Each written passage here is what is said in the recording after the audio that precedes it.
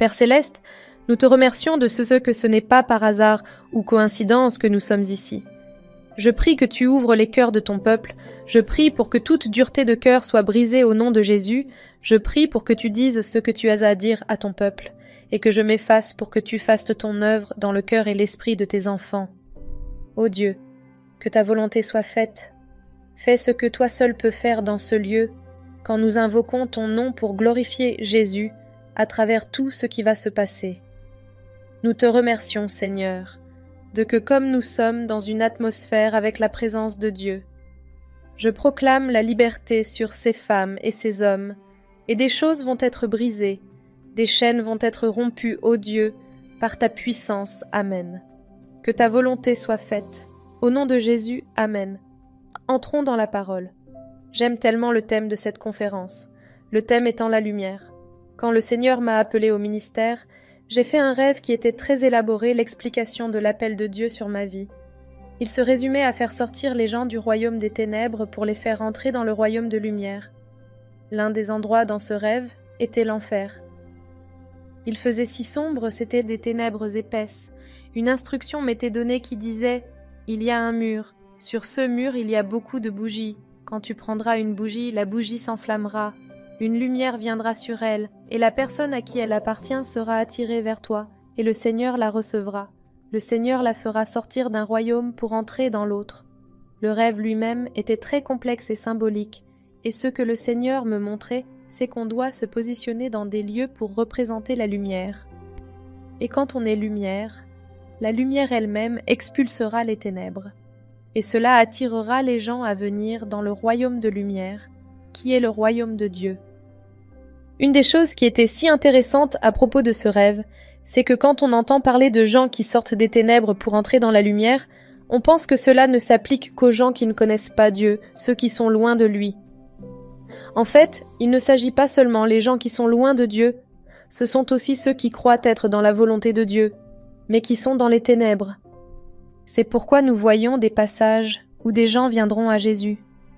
Jésus parlait de comment, dans les derniers jours, beaucoup viendront à lui, disant « Seigneur, Seigneur, nous avons fait toutes ces choses en ton nom. Nous avons guéri en ton nom. Nous avons eu toutes ces activités en ton nom. » Et il leur dira « Éloignez-vous de moi. Je ne vous ai jamais connu. » Il y avait les gens qui avaient une idée. Ils croyaient qu'ils faisaient des choses pour le Seigneur, mais il ne les a jamais reconnus. Il n'a jamais eu de communion avec eux. C'étaient des gens qui pensaient qu'ils opéraient dans la lumière, alors qu'en fait, ils opéraient dans les ténèbres. Jérémie 17, verset 9 dit que le cœur est tortueux par-dessus tout. Qui peut le connaître? Si souvent, même dans notre marche avec Dieu, nous commençons à devenir plus créatifs que le Saint-Esprit. Nous désirons faire des choses pour Dieu sans consulter celui pour qui nous travaillons. Nous avons tous ces rêves et idées de ce que nous voulons faire pour Dieu, parce que c'est la meilleure façon dont nous pouvons interpréter, même pas interpréter, mais masquer notre vrai désir. Car comment pouvez-vous proclamer que vous faites quelque chose pour le Seigneur quand ce n'est pas lui qui vous a dit de le faire? Ce n'est pas sa vision, ni sa parole qui dirigent la mission. En fin de compte, il s'agit d'une couverture qui nous permet de tirer profit de la situation. Parfois, en tant que pasteur, j'ai entendu beaucoup de choses, et souvent, une des choses les plus courantes pour lesquelles les gens me contactaient était « Pouvez-vous prier pour moi? Je veux faire quelque chose de grand pour le royaume. » Et quand je rencontre ces personnes, et que nous passons par des séances de conseil pastoral, vous savez à quoi cela se résume? La jalousie, l'envie. Ils voient ce que les autres font, et cela a l'air amusant. Cela a l'air incroyable.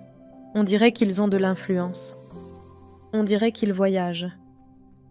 On dirait que les choses prospèrent et que leurs noms sont sous les feux des projecteurs.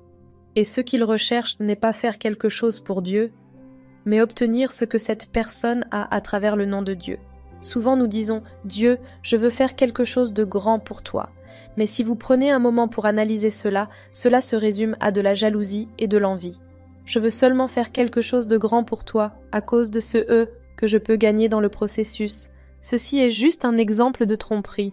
Ceci est juste un exemple de ce qui arrive quand nous pensons que nous opérons dans la lumière, mais en fait nous sommes dans les ténèbres. L'apôtre Paul dans la Bible, à un moment donné, était connu en tant que Saul. et il persécutait les chrétiens. Il faisait cela en croyant que ce qu'il faisait était juste. Quand le Seigneur le rencontre, une des premières façons dont il se manifeste à l'apôtre Paul était par la lumière. La Bible nous dit qu'il y avait une lumière qui brillait autour de lui, et après l'apparition de cette lumière venue du ciel, le Seigneur s'est mis à parler et a dit « Pourquoi me persécutes-tu » Mais la première façon dont le Seigneur s'est manifesté à lui était par la lumière. C'était pour lui montrer d'abord qu'il opérait dans les ténèbres, bien qu'il pensait être dans la lumière. Bibliquement, nous voyons que la lumière a d'abord été mentionnée ou introduite dans la Genèse. Dans Genèse 1, pendant l'histoire et le récit de la création, le premier jour de la création, la Bible nous dit que Dieu a dit que la lumière soit, et la lumière fut. Et donc quand vous lisez que la lumière soit et la lumière fut, il est normal de supposer que vous pensez à la lumière naturelle, la lumière physique. Mais en lisant Genèse un plus profondément, vous apprendrez que le 4e jour, le Seigneur a créé le soleil, la lune et les étoiles. Si le Seigneur a créé le soleil, la lune et les étoiles pour donner de la lumière à la terre le 4e jour, que s'est-il passé le 1er jour? Jésus dirait de lui-même « Je suis la lumière du monde ». Le 1er jour, quand le Père dit que la lumière soit, il parlait de la présence manifestée de Jésus sur la scène. Cela n'a rien à voir avec la lumière naturelle, mais cela a tout à voir avec un mystère de Dieu que nous allons voir tout au long des Écritures, et vous allez comprendre pourquoi c'est important pour vous. Il était si essentiel avant que quoi que ce soit ne commence avec la création dans la nature, que la présence manifestée de Jésus soit d'abord connue. C'est si significatif pour nous. Dans Jean 1, quand la Bible dit « Au commencement était la parole, et la parole était avec Dieu, et la parole était Dieu ». Elle était au commencement avec Dieu, c'est une distinction parce que la parole dont nous parlons est Jésus. On nous dit qu'il était avec Dieu au commencement. Il y a ainsi une distinction entre le Père et le Fils. Il est dit « Toutes choses ont été faites par elle, et rien de ce qui a été fait n'a été fait sans elle. » La Bible soutient que toutes les choses créées ont été créées par la parole. Puis elle nous dit que cette parole est la vie, en elle est la vie, et cette vie est la lumière des hommes. Pourquoi ceci est-il si important? À la Genèse, le récit de la création, la parole qui dit que la lumière soit, dit en fait « Lumière, révèle-toi ». C'est la première chose qui arrive. Il ne s'agit pas de créer Jésus, il s'agit de dire « Jésus, manifeste-toi ».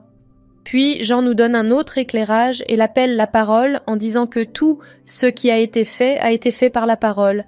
Qu'est-ce qui est si important à ce sujet? Alors que je priais et que j'étudiais, le Seigneur a commencé à me montrer un mystère. La cadence de la création, en commençant par Jésus, ne concernait pas seulement les animaux, les arbres ou l'humanité, elle révélait comment les choses sont acceptées devant Dieu en tant que création.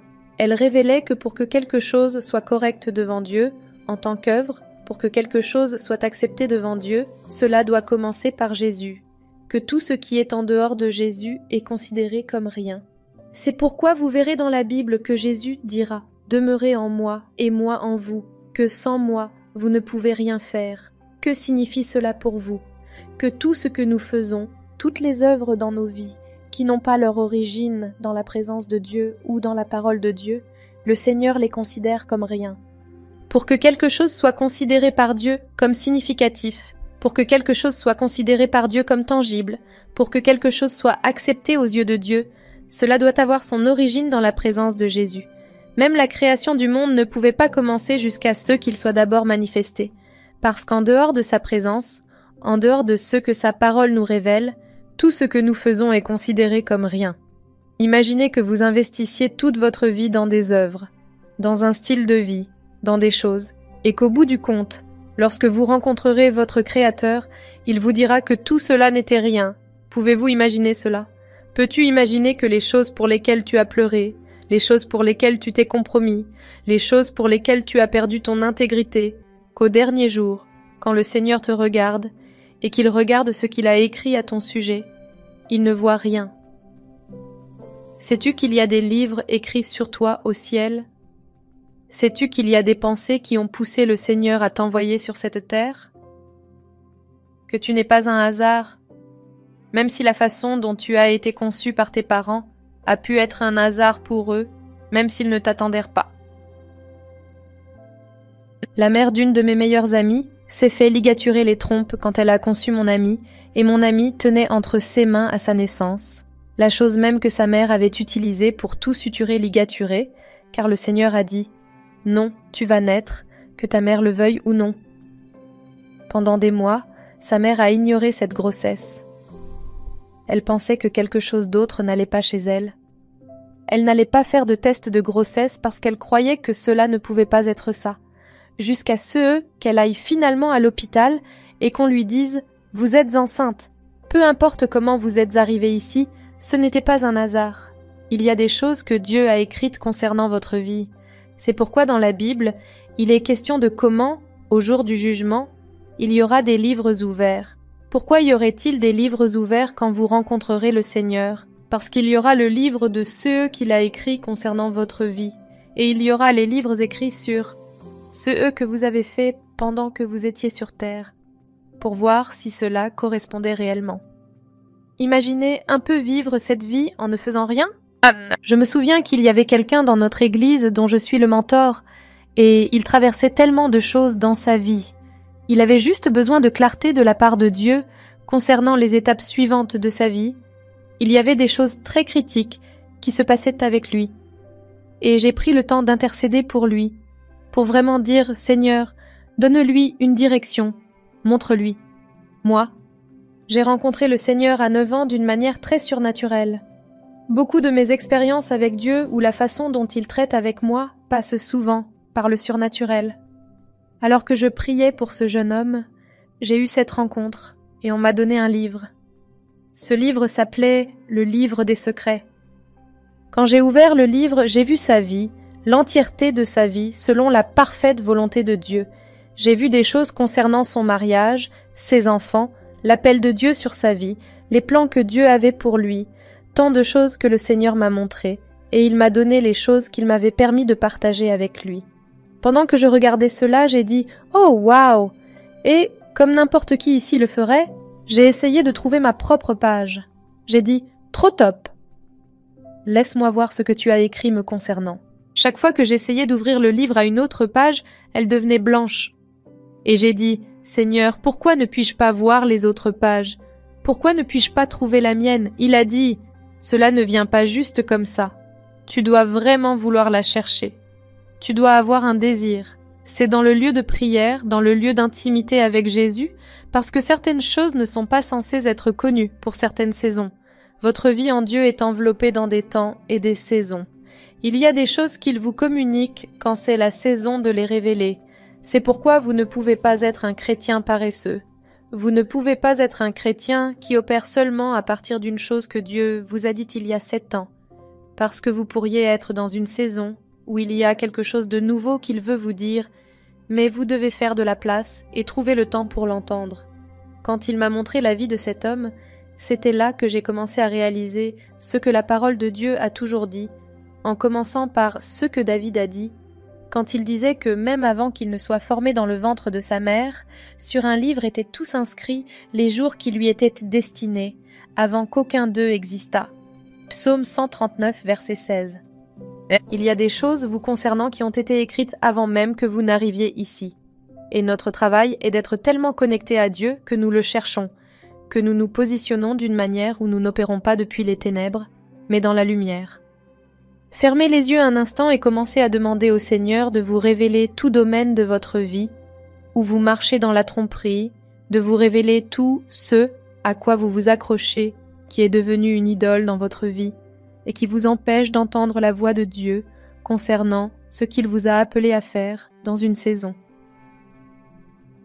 Prenez juste un moment. Il y aura des choses que le Seigneur va mettre en évidence durant ce message. Je vois des anges du Seigneur qui transportent des dons sur leurs mains. Mais il y a des gens qui ont déjà quelque chose qu'ils tiennent en main. Vous l'appelez un don, mais en fait c'est comme une sangsue. C'est le mot. Est-ce que tout le monde sait ce qu'est une sangsue? Vous savez comment les sangsues sucent le sang? Elles vous enlèvent la vie. Ce que vous appelez un don vous ôte la vie. Et Dieu veut vous faire don de ce qui vous est réellement assigné. Et il va vous révéler les choses auxquelles vous vous accrochez par peur de ne pas recevoir quelque chose de mieux que cela. Par peur que si je laisse cela partir, comment gagnerais-je quoi que ce soit? C'est presque comme s'il y avait un contrôle que vous désirez dans votre vie. Et il y a la parole de Dieu qui vous dit que cela va apporter une perturbation dans votre environnement. Mais il y a une peur de comment vais-je trouver mon rythme. Mais le Seigneur va vous le rendre clair. En venant ici, nous sommes venus de là. Dans l'avion, quelque chose de remarquable s'est passé. Et récemment, je dirais que littéralement pour chaque volume international que j'ai pris pour aller prêcher, il y a eu des circonstances qui se sont produites concernant le volume qui ont apporté un message qui était lié à ce que Dieu disait à son peuple. Et ce volume n'était pas différent. Normalement, je voyage tout le temps avec ma famille et ma fille a 8 mois maintenant, donc elle aurait voyagé sur mes genoux parce qu'elle aime jouer et faire ses propres trucs. Cependant, dans l'avion, elle avait son siège, réservé par votre merveilleuse Église. D'habitude, elle aime être portée, mais pendant ce volume, elle voulait être par elle-même. Elle était dans son siège auto et à cause de la dynamique et du changement, je me suis assise avec elle d'un côté et mon mari s'est assis avec un autre monsieur de l'autre côté. En d'autres circonstances, mon mari et moi serions assis, l'un à côté de l'autre, mais tout était planifié par Dieu. Voilà que mon mari est assis à côté d'un monsieur qu'il ne le connaît pas, et tout à coup, quelque chose se passe. Le Saint-Esprit commence à parler à mon mari, lui demandant de l'adorer dans l'avion. Et si vous rencontrez mon mari, il n'est pas timide du tout. Il adorera Dieu n'importe où et n'importe quand. Il s'est mis à adorer. Puis tout à coup, il entame une conversation avec le monsieur, et ils commencent à parler de la foi. Il demande à l'homme si l'homme croit en Jésus. L'homme répond qu'il fait partie d'une religion qui ne croit pas en Jésus comme Seigneur. Il commence à lui parler de l'Évangile et lui parle de Jésus. Et l'homme commence à s'ouvrir sur sa vie.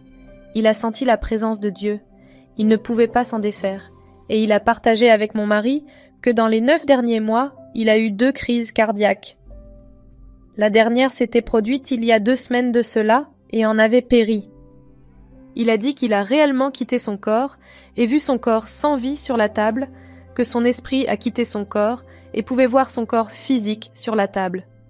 Une peur l'a saisi et il s'est dit « Je ne peux pas partir maintenant. S'il vous plaît, je ne veux pas partir maintenant. Ce n'est pas mon heure. » Alors qu'il bavardait, mon époux a appris que cet homme était prospère, bien établi et qu'il faisait des choses incroyables avec certains des musiciens les plus talentueux. Mais l'homme a dit qu'à ce moment-là, il ne pensait pas à ses propriétés, il ne pensait pas à son entreprise, il ne pensait pas à sa richesse, il ne pensait pas à ses investissements. Mais il y avait une connaissance, si je pars comme cela, ça ne va pas bien finir.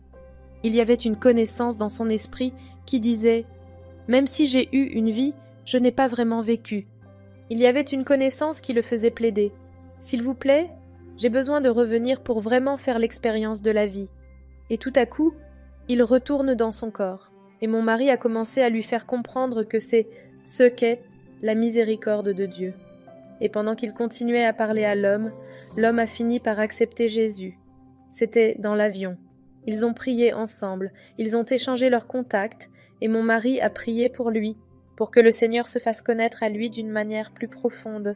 Pourquoi est-ce que je partage cela? À ce moment-là, son esprit savait que tout ce qu'il avait construit dans sa vie n'était rien.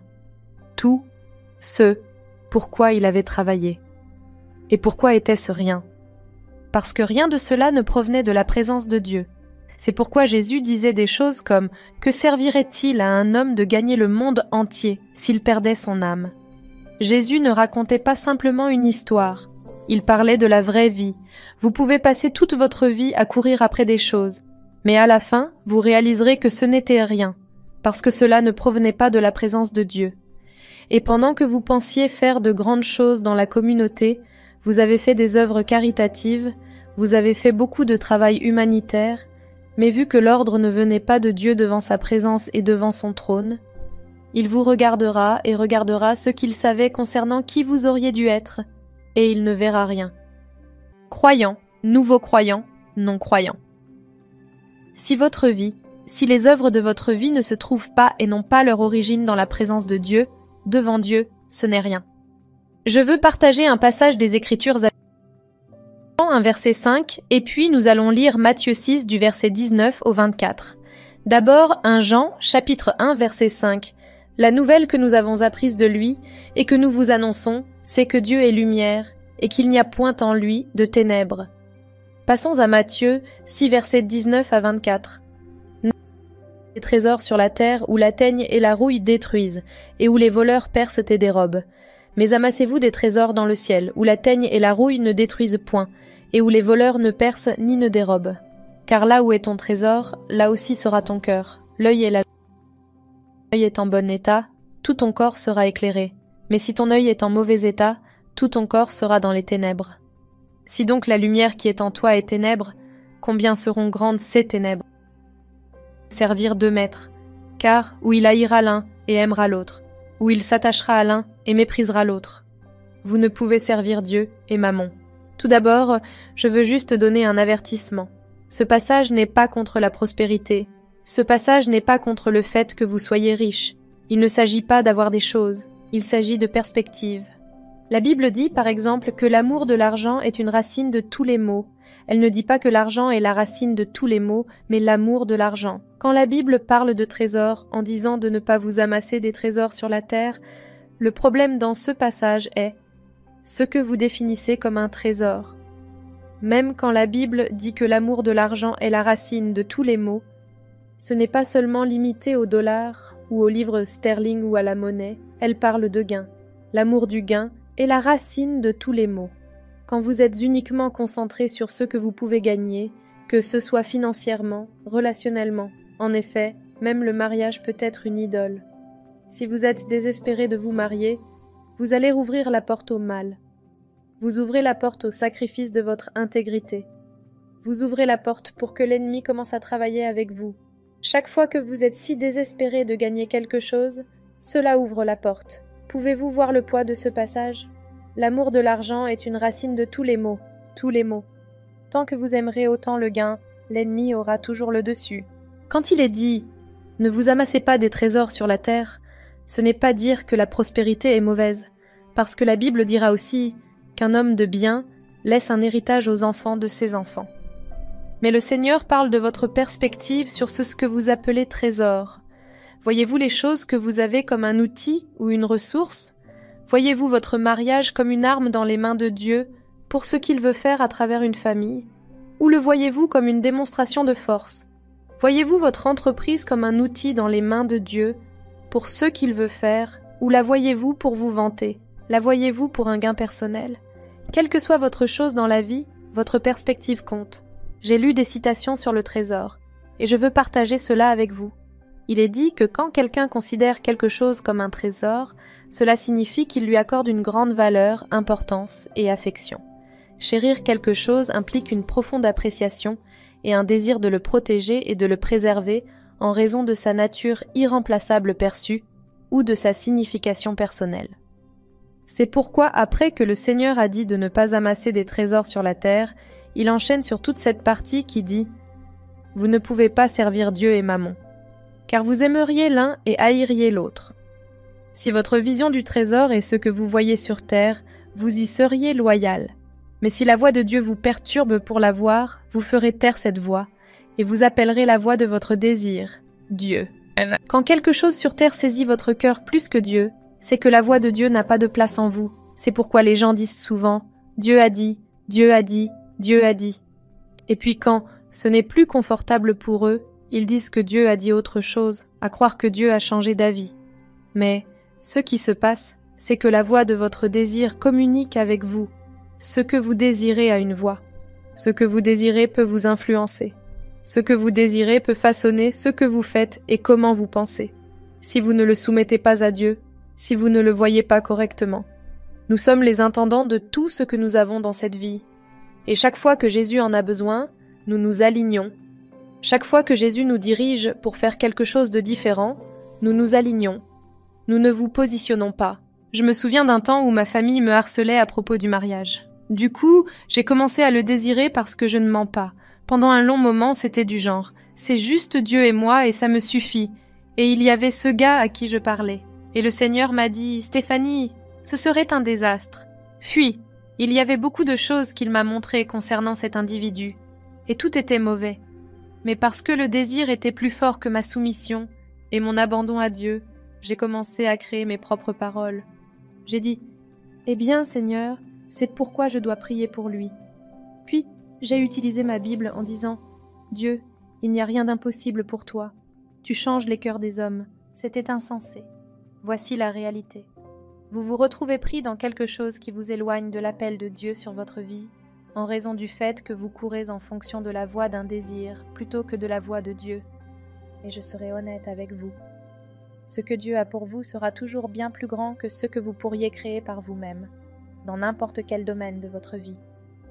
Tous les domaines pour lesquels vous dites à Dieu « je me soumets » seront mis à l'épreuve par lui. Je serai honnête avec vous. Un des domaines de ma vie qui avait une emprise sur moi étaient les finances. En grandissant, j'ai grandi avec une mère célibataire et ma mère est comme ma super-héroïne. Je l'ai vue porter la famille. Enfant, je voulais tellement incarner cela que je me disais « je n'aurai jamais besoin de quoi que ce soit de qui que ce soit ». J'avais ce sens de l'indépendance qui était presque toxique. Et quand j'ai trouvé un endroit à moi, que j'ai trouvé mon propre rythme, que j'ai commencé à gagner mon propre argent, et X, Y et Z, c'est devenu une idole et cela a commencé à me définir. Quand le Seigneur l'a exposé dans mon cœur et que j'ai dit « D'accord, Seigneur, je vais le déposer à tes pieds, je vous assure qu'il m'a testé. » Et de nombreuses fois. Un jour, il m'a littéralement dit d'abandonner toute mon entreprise. J'ai vécu sur mes économies pendant 1 an sans faire aucun travail, parce que faisait le Seigneur? Il me façonnait, me modelait et me faisait désapprendre des choses qui avaient pris le contrôle sur moi. Il y a des choses que le Seigneur fera qui seront perturbatrices dans votre vie, pour vous libérer et vous permettre d'être qui vous êtes vraiment.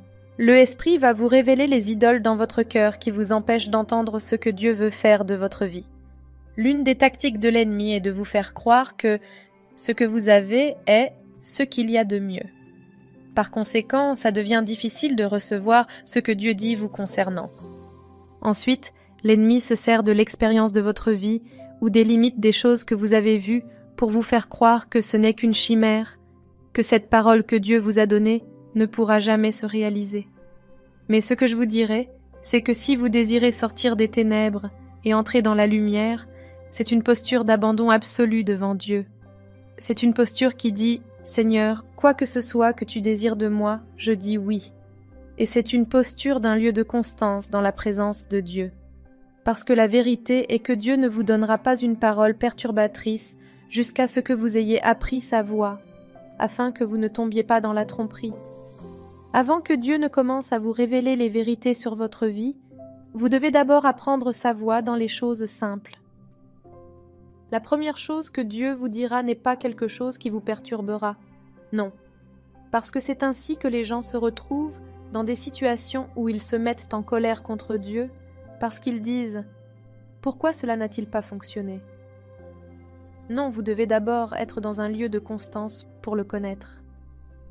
Avant de pouvoir vous connaître vous-même, il vous faut le connaître parce que votre vie est cachée en Christ. Vous ne vous connaissez pas en dehors de lui. Quand vous venez à Jésus, vous n'êtes pas autorisé à dire « Dieu, montre-moi d'abord qui je suis ». Non, montre-moi qui tu es, parce que quand je te connaîtrai, je me découvrirai en toi. Et donc aujourd'hui, je veux juste poser une base, parce que demain, nous allons construire là-dessus. Mais ce que le Seigneur a commencé à me montrer alors que je priais pour cette conférence, c'est que dans votre temps de prière, commencez à demander au Seigneur « Expose les endroits dans mon cœur, les endroits dans ma vie où je marche dans les ténèbres, expose les endroits où j'ai été trompé, expose les endroits qui sont devenus des idoles au lieu de véhicules pour ton œuvre, expose les endroits où je suis presque comme esclave d'un désir, plutôt que de le voir comme un outil pour la chose que tu m'as appelé à faire, expose-le. Demandez au Seigneur de vous le montrer. Demandez au Saint-Esprit de vous donner la grâce d'être constant dans sa présence, car vous devez d'abord le connaître avant de pouvoir vous connaître. Mais le Seigneur veut que vous soyez tout ce qu'il vous a appelé à être. Nous sommes nombreux à vivre, mais ne sommes pas vraiment vivants. Nous avons toutes sortes d'activités en cours. Nous avons toutes sortes de choses pour lesquelles nous travaillons. Mais devant Dieu, ce n'est rien, parce que cela ne provenait pas de la présence de Dieu ou de la parole du Seigneur. Vous faites des choses, mais il n'y a pas eu de révélation sur la raison pour laquelle vous devriez le faire en premier lieu.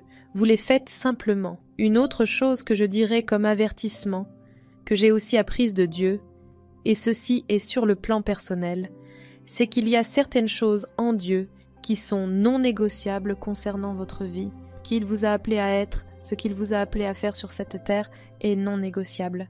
C'est pourquoi les livres seront présentés dans les derniers jours. Mais il y a certaines choses dont il ne se soucie pas vraiment. Je ne prêche pas ce message pour que vous demandiez au Seigneur, puis-je continuer à jouer au tennis ou ne pas jouer au tennis pour faire de l'exercice? Puis-je aller nager ou ne pas aller nager? Non. Allez nager, jouez à votre tennis. Il y a certaines choses qui sont juste des activités, mais il y a des choses clés en Dieu qui sont non négociables, et c'est ce que vous devriez rechercher. Pour certaines choses, Dieu dit « Eh, ça c'est ta vie sociale, amuse-toi, tant qu'il y a un équilibre, tant qu'il y a un équilibre. » L'entièreté de votre vie ne peut pas être appelée rien. Vous devez découvrir ce que Dieu savait de vous quand il vous a envoyé ici. Vous devez demander à Dieu « Qu'est-ce que c'est? Quelle est la raison? Je ne suis pas juste sur cette terre pour manger, dormir, payer des impôts et mourir. Il y a plus dans ma vie que cela. Mais d'abord, cela commence avec Dieu. Cela commence par connaître Jésus. C'est pourquoi au début, quand il est dit « Que la lumière soit », c'est là que ça commence. Suis-je connecté à la présence manifeste de Jésus dans ma vie? Car c'est là que ma vie commence vraiment. Quand vous le connaissez, la mission suivante est de le faire connaître. C'est de connaître Jésus et de le faire connaître. Et c'est là que le Saint-Esprit commencera à vous révéler le comment de ce que Dieu sait de votre vie qui fera connaître Jésus. Et la belle chose est que quand vous êtes partenaire avec Dieu, il y a de la facilité. C'est pourquoi la Bible dit « Ne vous inquiétez pas de ce que vous mangerez, de ce que vous porterez. » X, Y et Z. Elle dit « Cherchez premièrement le royaume et la justice de Dieu. Et toutes ces choses vous seront données par-dessus. Tout. » Je sais qu'il y a beaucoup de femmes ici, par exemple, qui désirent le mariage. Mais dans là où vous cherchez ce royaume de Dieu, il vous trouvera. Il y a une posture, il y a une façon de se positionner en Dieu que le Saint-Esprit vous montrera et qui ordonnera vos pas dans les pas de celui qui l'a ordonné pour vous. Je reviens à mon témoignage quand je me suis réveillée de toute cette situation et que je suis revenue à moi. Une des raisons pour lesquelles ma famille me harcelait est parce qu'en tant que pasteur, j'ai fait une alliance avec Dieu que je n'allais pas fréquenter quelqu'un dans notre église. Et ma mère était du genre « Stéphanie, ça n'a pas de sens. Tu es toujours à l'église. » J'ai dit « Maman, c'est plus que ça. » Parce qu'en tant que pasteur, je ne veux rien qui puisse causer de la corruption dans mon cœur. Je ne veux pas prier pour quelqu'un tout en demandant « Saint-Esprit, est-ce mon mari ?» C'est une distraction. Alors je me suis dit que j'allais me faciliter les choses. J'ai dit « Dieu, j'ai besoin de me concentrer sur la mission et de séparer la mission du mariage. Et tu es suffisamment Dieu pour faire en sorte que pendant que je me concentre sur ma mission, tu peux m'amener mon mari par d'autres moyens. » Et quand j'ai rencontré mon mari, c'était à un baby shower à laquelle je ne prévoyais en fait pas d'aller. Le Saint-Esprit me disait « Tu devrais y aller. » C'est ça la direction. Quand vous êtes vraiment soumis, le Seigneur, même si vous êtes sur le point de rater un chemin, vous parlera. Je pensais qu'en y allant, que peut-être le Seigneur voulait juste que je sois une bonne amie. Quand j'y suis allée, nous étions seulement 5. Il y avait les 2 personnes qui célébraient le baby shower, mon mari, moi-même, et une de mes meilleures amies qui est venue avec moi. C'était comme si Dieu l'avait orchestré d'une manière que nous devions nous rencontrer. Quand vous êtes concentré, il s'agit du royaume de Dieu. Ne soyez pas fermés. Du genre, un homme vient vers vous et vous dites « Non, s'il te plaît, je ne me concentre que sur le royaume. » Non, pas ça. Quelqu'un peut dire « Je veux que tu rencontres mon ami » et vous répondez « Non, je ne me concentre que sur le royaume. » Cela pourrait être le Seigneur. Ce que je dis, c'est « Faites-en un désir de votre cœur. Que le trésor de votre vie soit de faire la volonté de Dieu, que ce soit ce que vous voyez comme trésor. Et si vous êtes là où vous ne voyez pas cela comme un trésor, demandez au Saint-Esprit de vous donner sa perspective. Demandez au Saint-Esprit « Montre-moi pourquoi c'est plus important que les choses que j'appelle trésors. Une vie confortable et toutes ces choses sont bonnes, mais elles sont un moyen pour une fin. Elles sont pour quelque chose. Elles ne sont pas la chose. Ce que nous recherchons est un c'est bien de Jésus. C'est cela le trésor. Et quand vous voyez cela comme un trésor, cela commence à façonner et à adapter la façon dont vous vivez votre vie. Cela commence à façonner et à adapter ce à quoi vous dites oui et ce à quoi vous dites non. Cela vous aide à fixer des limites dans votre vie que vous n'êtes pas prêt à compromettre juste pour un gain.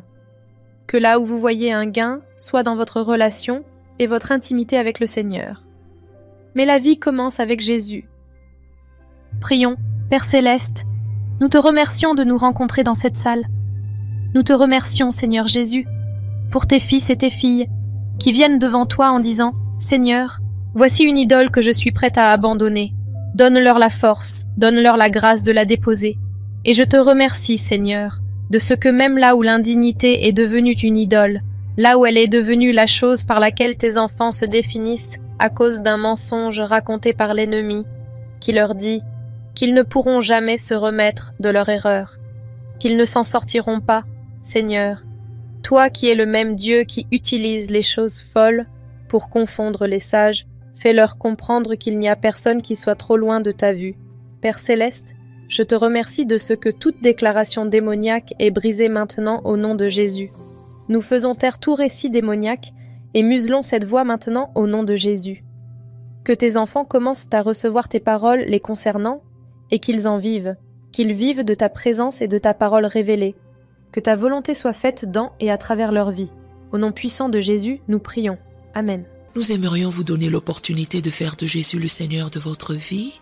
Voulez-vous bien prier avec moi? Dites Seigneur Jésus, je me repens de mes péchés. Viens dans mon cœur. Je fais de toi mon Seigneur et Sauveur. Et merci Seigneur pour le baptême du Saint-Esprit en moi. Dans le nom de Jésus. Par cette simple prière, nous croyons que le Saint-Esprit vous conduit sur le chemin de la nouvelle naissance. Allez dans une bonne église dont le fondement est la parole de Dieu, passez par les eaux du baptême et donnez à Dieu la première place. Nous espérons de tout cœur que ce message vous encouragera. Si vous connaissez quelqu'un qui puisse être encouragé, s'il vous plaît, envoyez-le lui pour nous aider à atteindre plus de gens et à propager l'Évangile. Édifions le corps de Christ ensemble.